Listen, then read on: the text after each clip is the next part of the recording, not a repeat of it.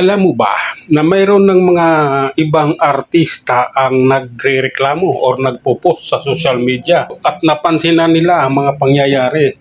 Sabi nga dito ni Ido Manzano, bakit biglang na ilihis ang usapan, biglang Marcolita, biglang Cayetano, pero nasaan ang flood control investigation, Ido Manzano? So, nag-ano na rin to, nag-aalboruto na rin to dahil malaking tax ang binabayad nito. Bawat proyekto nito, bago niya matanggap yung talent fee niya, may kaltas ng tax. Kaya ito na siya, nagsalita na. Bakit biglang Cayetano at Marcolita na yung pinag-uusapan? Nasaan na yung flood control ng mga congressman? Asa na? Senador, asa na ang flood control? Bakit nawala? Ayan, nagko-complain na si Ido Manzano at hindi maganda yun pag nag-complain itong mga to. Pero ang mga senador ngayon ay nakatutok kay BP Inday Sara sa impeachment trial. At yan ay magtatagal ng 3 buwan mahigit. Mga ganun yan.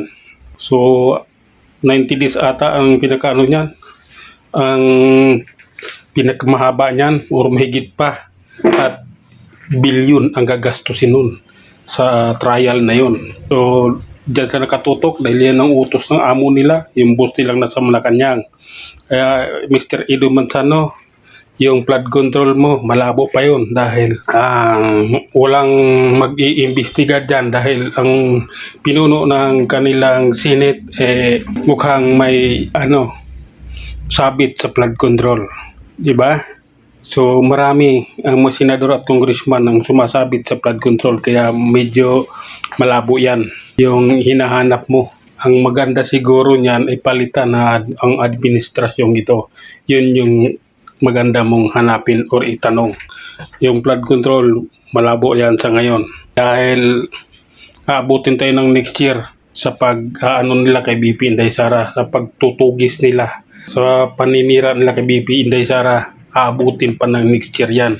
Matagal pa yan, hanggang 2028 pa yan, paninira nila. Kailangan nila mapabagsak yung Duterte.